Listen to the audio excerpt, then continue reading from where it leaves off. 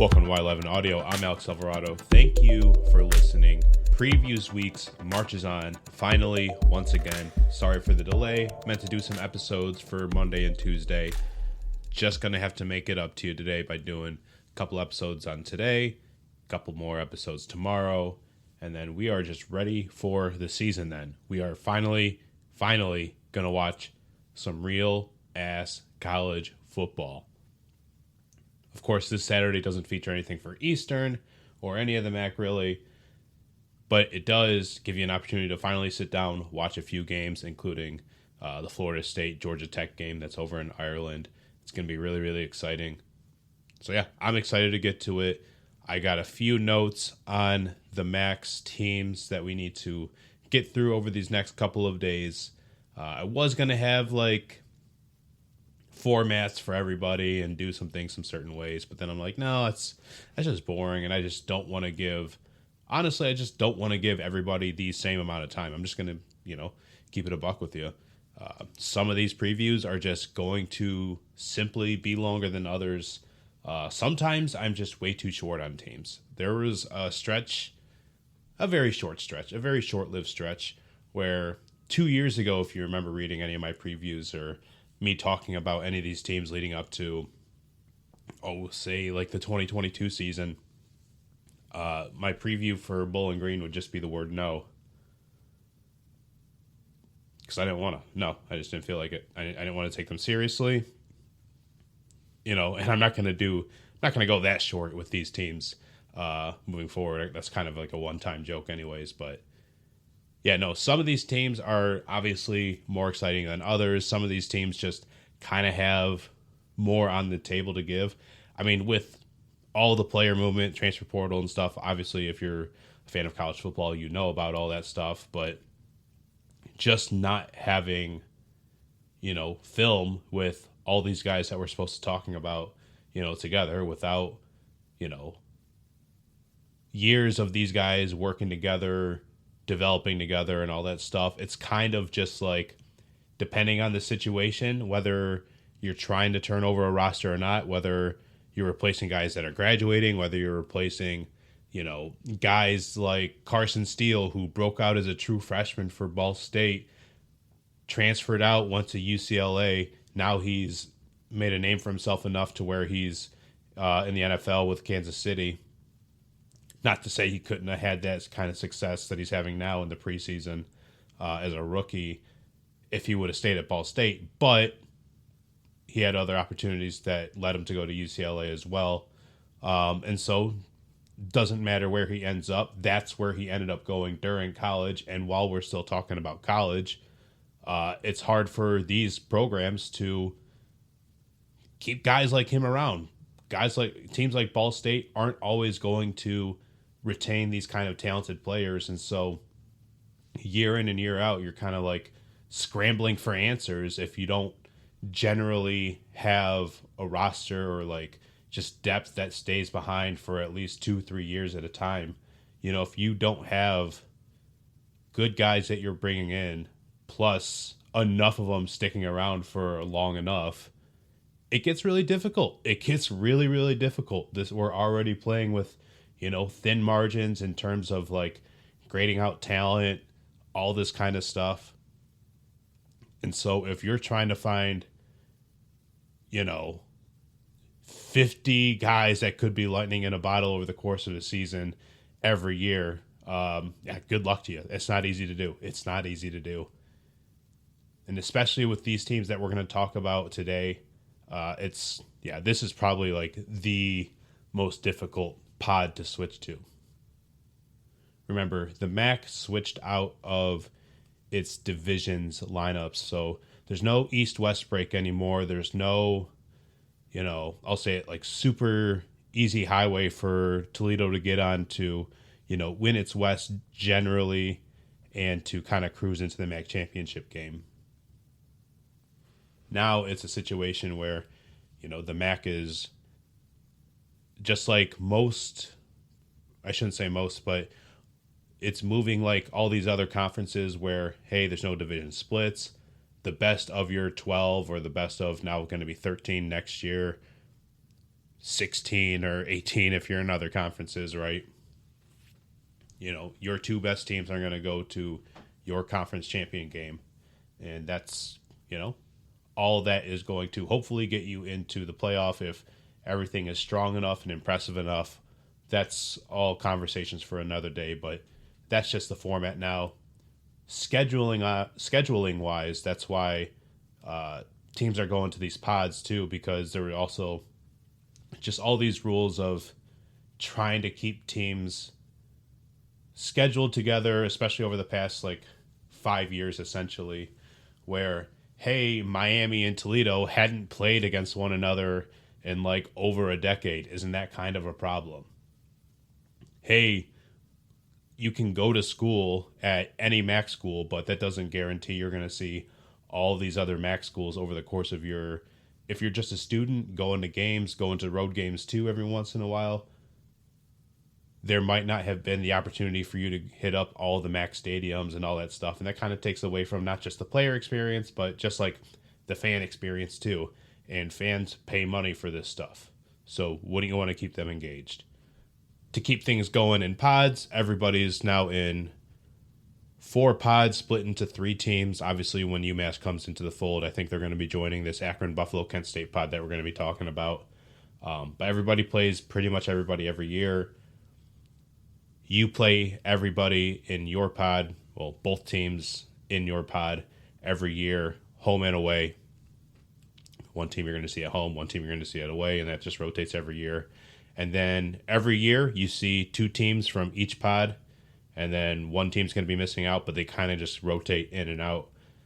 You can see the rotations on the Max website. I wrote it up too, but yeah, you can see the details on that if you want to go do your homework for that.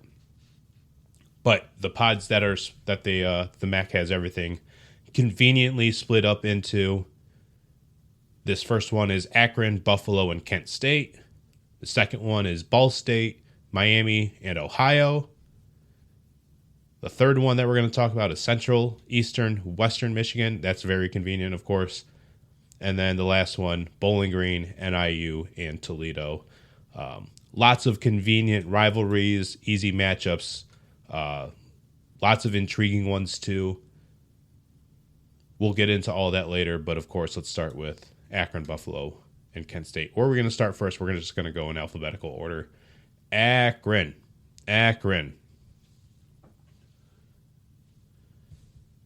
What did I just say about how hard it is to just reset a roster, try to find just answers anywhere across the board, year in and year out? What worked last year? Oh, crap, are they sticking around? Yes, that's good. That's good for us. No, don't leave. No, don't leave. Akron is definitely the spot where, hey, if things are good, maybe they can get okay over time. But as soon as things get bad, they get terrible in a hurry. That's definitely true with Akron. That's definitely true with Kent State, who we'll talk about later. Joe Moorhead is in charge at Akron. Joe Moorhead, former head coach at Mississippi State, really good offensive play caller at Penn State, at Oregon as well.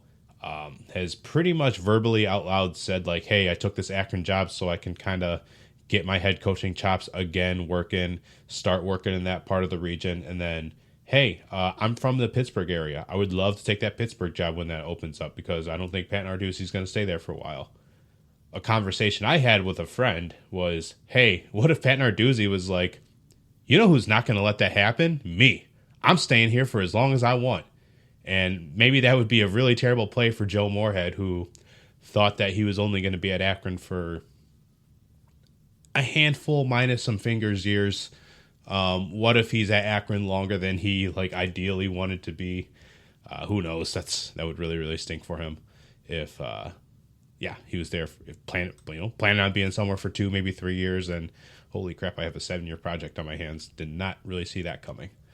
But this is the job that Joe Moorhead, he took. He didn't have to take this. He could have been an offensive coordinator, in a lot of other places, right? If Mo Linguist can level up in a hurry to be a co-defensive coordinator at Alabama, don't you think Joe Moorhead knows what it takes to, land a similar job on the offensive side of the ball at a Big Ten school again. He's been at 2 of them already, right? So Joe Moorhead, he's the kind of guy where, like, you look at him, he has the kind of, the pedigree of a coach. He has the knowledge of the offensive side of the ball. You have a lot of expectations for it. Don't have a lot of expectations for the helmet, but hopefully that the coaching part really sorts itself out. Lately, that has not been the case. Will they try to throw the ball a ton? Yes. Over the last couple of years, no MAC team has thrown the ball more than Akron. 927 attempts, second over that course of time in total completion percentage, 62.7%, little over 5,700 yards. That's also second most in the MAC. No, third most in the MAC. I'm sorry. Yeah, that would be third most in the MAC. So obviously Akron is trying to push the ball downfield. They're trying to get some skilled playmakers. They really tried for that splash, that one running. I'm blanking on his name already, and I feel really bad. Lorenzo Lingard, who was the former 5-star running back out of the state of Florida. When healthy, can make a huge play in a hurry. Didn't make enough of those for it to really matter. And just a lot of things have just like really gone sour for Akron. Alex Adams, who was a stud freshman receiver who transferred out of LSU, was a first-team All-MAC guy in 2022. Hardly got to play last year because of injuries. If he makes it back onto the scene this year, obviously he's going to be a huge weapon that this offense is going to just use. And he's going to be a reason why, if Akron has success on that side of the ball, will have success because he is a very good player. But he is one of the few guys that, hey, if there were more guys like you at other spots, we'd feel really good about, because obviously good year followed up by setback injury could lead to like more optimistic things later. That's usually the formula. There's just not enough of those guys. There's not enough Alex Adams. There's a lot of graduate transfers. There's a lot of other transfers that are coming through, but none that have the ceiling that Alex Adams does at his position. Or at least none have showed it, right? None have showed it like that. And with the trust that we all kind of just like gave Joe Moorhead as he took this job, hopefully that leads to like really great things in the very near future. Last year Akron went 2-10 overall, 1-7 in MAC play. That one MAC win was against Kent State. That was a game that really, like, the wagon wheel forever, man. That is a game where, like, nobody really should have won. Both teams definitely should have lost. But Akron was down really bad in the fourth quarter. Had to come back really hard and win in the very end. Really stunk that Kent State was just, like, winning for 3 quarters and then just, like, farted out a loss like that. In early November. Don't love seeing that, but looking at the S&P Plus numbers, Akron started out the year 128th overall, finished the year 128th overall. Offensively, defensively, hey, we thought that, we as an SP Plus, I am the royal we here, the thought was that offense was going to be okay, defense not so much. Turned out to be the exact opposite. Started out the year ranked 104th on offense, 131st on defense, ended up 132nd on offense, and 91st on defense. Obviously, things change. Rosters don't stay the same forever, and defense is really hard to replicate. But offense is definitely one of those things where, like, you can retool and regroup in a hurry. At least that's, like, the old school line of thinking, and that's what I'm going to have to go with if you have to think of Akron optimistically. If things of that defense can stay the same, and its preseason ranking right now, it's moved up to 76 even with 37% of the roster returning, at least total production. 37% of the defense's total production returns per ESPN. Even with that number, though still climbing up the SP Plus numbers defensively, you got to feel good about Akron in that regard. Hopefully for them, the ESPN numbers aren't so wrong in that regard, because, a good defense. It doesn't have to be great. We don't have to be talking about Miami, Ohio here. We could just be talking about a very competitive MAC defense that can silence a few teams. I shouldn't say totally silence, but if this is a defense that averages like 24 to 26 a game given up, like that's not the worst thing in the world, I don't think, like on face value. Obviously, it's going to take the low scoring affairs for Akron to like seriously like turn some like losses into wins in my eye. But, you know, if the defense can take a step up, if the offense can retool, and if Alex Adams is on the field for 12 whole games this year, who knows? I think Akron can do better than what it showed. And they're definitely going to push for it downfield. But yeah, it's just really, really tough just because we've seen this happen so many times. And like, I feel like I'm just doing last year's preview all over again, where it's like, hey, you know, this team sucks. It could be better. Joe Moorhead's good, right? We're pretty much doing the same song and dance here. To me, just finding answers like this team just continually has to do through the transfer portal and everything. It's like, you're not going to wake up with the answers. You're just going to like keep taking stabs at it. And then you might have like, I don't know, you might have a small winner in the end. It's like playing Wordle. It's like playing Wordle, really.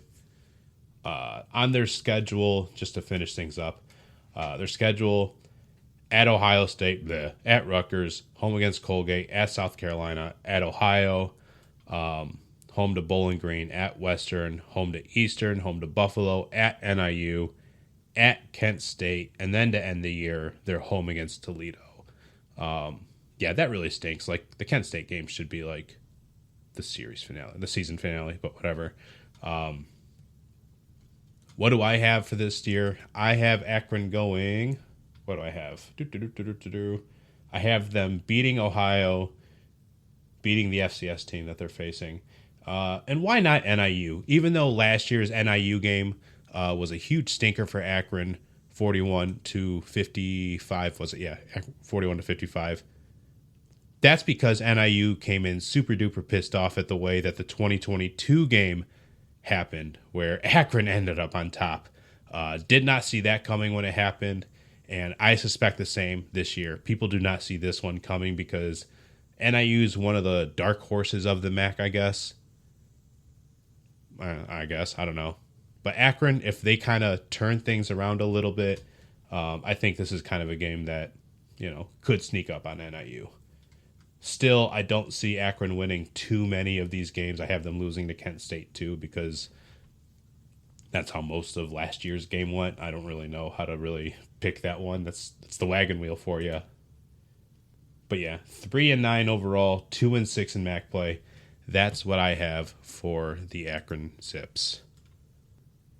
Buffalo. I can understand why a lot of the national perception of Buffalo is thumbs down, and why the hiring of Pete Lembo was not like super like loved across the board. You know, it's a retread in the sense that Pete Lembo has been in the MAC before. He was a good Ball State coach. He was a good FCS level coach. He's a guy that has made chicken salad, right? To shorten up an expression here. Pete Lembo is not the dream, like D2, D3, FCS level kind of dynasty builder. He's not a replica of Lance Leipold. He's not a replica of Mo Linguist either, where he's like young, energetic, and has like the recruiting chops and all that. Pete Lembo is just a guy that's been doing this before and left a pretty cruddy situation at South Carolina, while also, you know, excelling in the special teams area as a coach outside of the MAC once he left Ball State, right? That's what he left for the Maryland job for, and just like kept doing well with his special teams units at his other stops at Rice, Memphis, South Carolina. I can understand that hiring this guy at 54 years old to Buffalo is not compelling. It's not very compelling to people. But I can also see that, dude, Pete Lembo is just like one of those built different guys. Pete Lembo left an FCS job for an FCS job before he leveled up. Like, not a lot of guys do that, man. He's been a guy who takes young, not incredible quarterbacks, go to like Texas Tech and still play pretty well. Ball State was a runner-up in the West 2 years in a row. And like, that's kind of impossible to do at Ball State. At Ball State, he went 6-6, 9-4, 10-3, 5-7, and then 3-9 before he walked out the door. Left with his head held high, 33-29 overall as a Cardinals coach. Was a winner at his other stops too, 44-14 at Lehigh, 35-22 at Elon. No, he's never taken any of these teams to quote unquote the promised land, but he's definitely taken these teams and made them into something, made them into, winners, into steady winners. Buffalo was not going to keep building the house that Leipold built, with the same size bricks and all that stuff. Like, these coaches have to do things on their own. While Leipold definitely helped with the infrastructure around Buffalo, still Buffalo, hey, I can say this now that we have an EMU podcast, right? Buffalo has a track around the football field. Like, ew. Like, that's how far behind schedule they are. Ball State was also super duper behind schedule. That's why he left them. I don't think he exactly left for the money. Actually, I know for a fact he didn't leave for the money because he took a pay cut to go to Maryland. He's not in this for all that. There's so much. Like, think of all the reasons why Mo Linguist left to go for the Alabama job that he did. He didn't leave to be a head coach somewhere else. He left to be a coordinator as a young dude, right? And obviously he was like a qualified coordinator before he even came to Buffalo in the first place. But still, if you're Buffalo and you lose a guy like that, why would you hire a guy like that? You hire the opposite. You hire a guy who's going to be like, hey, can you give me 6 years? Seriously? Can you please give me 6 years? Because I think that's kind of the case here. So Buffalo, they definitely recruited better under Linguist. We had like the number 2 class in 2022, had the number 1 class in 2023. This past year dropped all the way to 11. But it doesn't really, I don't know how much that really matters, especially in the MAC. We're just, like I said, we're talking about really, really thin margins. And especially like in recruiting rankings, like so much more has to be said for like development and game planning and all that stuff, right? And I think that's what Lembo, especially during his time at Ball State, really, really did well. He really, really just like had good game plans, had like just was a smart way. It just like was really smart in his game planning in the MAC, and didn't have to really excel in the talent department. Now, how is that going to look moving forward? I don't know. I don't think he's going to like strive to find really bad football players. I doubt that's going to be the case for him. That hardly is. But I don't think he's walking into an incredibly terrible situation for Buffalo. I know offense is going to have a ton of work for it to do. I think that's going to be like really, really hard for him. But I think the defense is pretty decent. Like, this is not a terrible situation for anybody to walk into, for taking this job.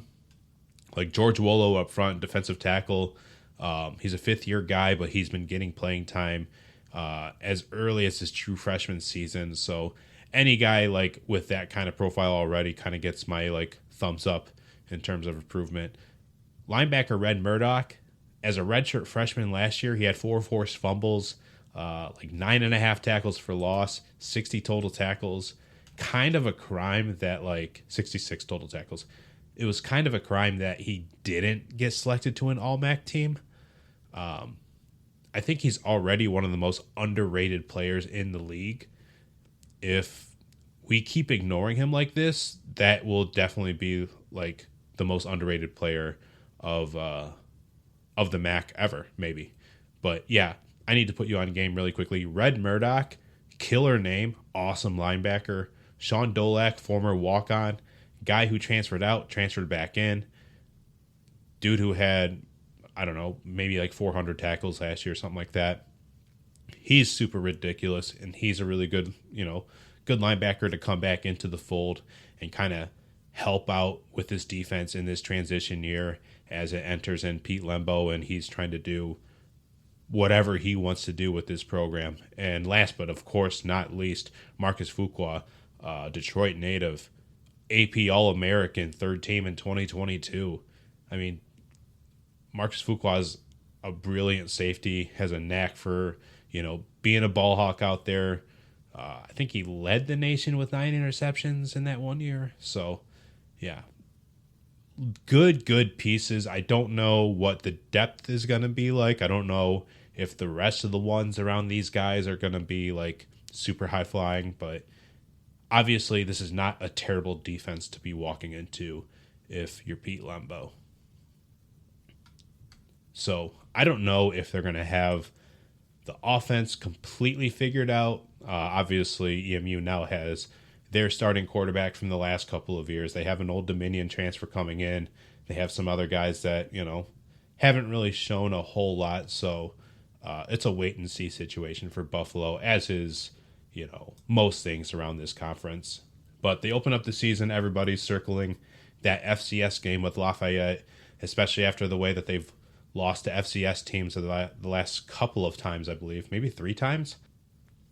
So, Lafayette to open the year, at Missouri, home to UMass, at NIU, at UConn, home to Toledo, home to Western, at Ohio, and at Akron, home to Ball State, at Eastern Michigan, and then they finish the year home to Kent State. Honestly, there's a lot of coin flippy games in this schedule.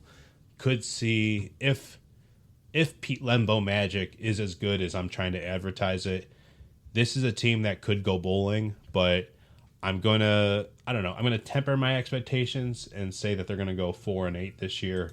4-8 overall, 3-5 in MAC play. Let's see, in my thing, I have them losing to UMass, which is a huge stinker. I have them losing to UConn, which is also a huge stinker. Losing to a lot of these important MAC games, but towards the end of the year, they kind of win a few games. They'll win the Lafayette game, and then once they get to the end of the year, beat Ohio, beat Akron, and beat Ball State. I think those are kind of reasonable enough. But all these teams, like I said, like Ohio and Akron, both of them are just like wait and sees. Kent State, big shoulder shrug energy, man. Big shoulder shrug energy. I know that following up Sean Lewis was not going to be anybody that wanted to take the microphone next.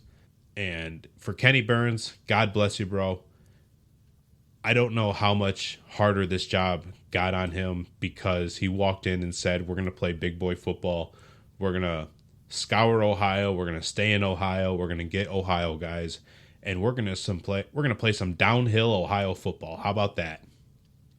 After following up the Flash Fast series that lasted probably longer than Sean Lewis really wanted to have happen ever.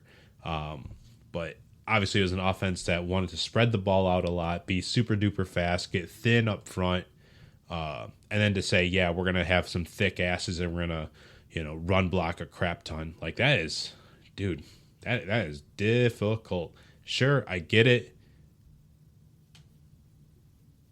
But would it have been easier if Kenny Burns went up there and said, hey, I love running the football. I'm a running backs coach. That is my thing. We're going to power run. We're going to blah, blah, blah. We're going to do all these things that I value about running the football so much. but I'm also not a fool. I'm also going to take what I have around here. Whatever works here is going to work for me. If I were to open up a restaurant, I would use the best ingredients that are available to me in an arm's reach, and that is what my kitchen would put out, because I can work in any situation. Credit for him for taking like a Kent State job, right? Because any record that he puts out after following up Sean Lewis, like that is stuck with him forever, right? Whatever the record is, like that is next to his name for the rest of his life and ours as well. And to take it on the chin, like, credit to him. Like, no one ever said coaching at Kent State would be easy. No one ever said following up the best coach in Kent State history would be easy. And then to go out there and to say, we're going to do it the exact opposite. So they had the one win against Central Connecticut, right? And then they would have won the Akron game had they not given up so much in the fourth quarter. Not a lot of the games were kept close throughout the year. They were the worst scoring offense in the nation last year. They returned some guys. Yeah, I don't know, man. I don't have a lot of optimism for Kent State. I really don't. I'm being nice, and I'm hoping that they go 3-9 this year. That's what I have picked for them this year. Their schedule goes as follows, and God bless them. God bless them for scheduling like this, because I wait all year. I wait all winter. I'm a good boy. And then I have to wait through the spring. And I'm like, okay, baseball season, maybe I'll watch a game. And then Bally Sports isn't an option for me to watch. So now I'm like, all right, maybe I won't watch baseball at all. I'll just think about football all year. Oh, man, I really want to watch some blood. Oh, my God, I really want to watch some blood all summer long. And then we get here, and Kent State opens up at Pitt, home to an FCS school. Cool, so they might win one. At Tennessee, and at Penn State. Nobody is asking to get smacked harder every year in non-conference play than Kent State University. Listen, I get that you're trying to fund some things. I get that you have a volleyball team that you need to pay for. Why are you doing this to yourselves? Like, this... Man, guys, like, think of like losing is already going to happen, right? Like 1-3 is on the table right here. Hopefully you beat St. Francis, right? Don't expect any more than that.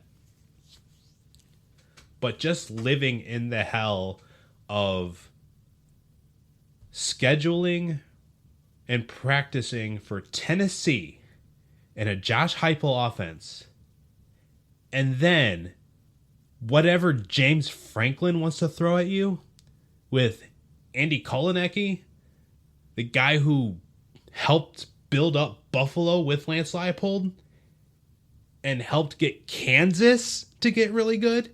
You want to play that? Yeah, so they're going to go 3-9. The rest of their schedule, once MAC play opens up, home to Eastern, home to Ball State, at Bowling Green, at Western, home to Ohio, at Miami, Ohio, home to Akron, and then at Buffalo. In my picks, let's see, what do I have them winning? I have them beating St. Francis, I have them beating Akron, and I have them beating Buffalo. And honestly, that last one, so like I made these picks already. I made these picks probably a week, 2 weeks ago. And when I tell you, man, some of these games could be coin flips, and you could talk me into, hey, you have like this Kent State Buffalo game totally wrong. Buffalo's going to win it at Buffalo Stadium. Yeah, heck yeah, I believe that. Like, but also like, I don't know, man, like, I'm trying to be nice here. I'm trying to be nice to these MAC schools, but then they're like, no, we're going to schedule Tennessee and Penn State. And then, yeah, we're going to have so much success after that. Okay, sure.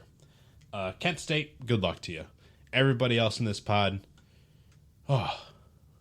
we've got to see some improvement, man, because I'm telling you, the world, whether they care about the MAC, whether they watch the MAC, whether they want to appreciate the MAC, the world is paying attention right here because there are so many teams coming up. There are so many teams trying to audition for the future of college football. I don't know what that looks like. I don't even know if the MAC Shield is going to be part of that.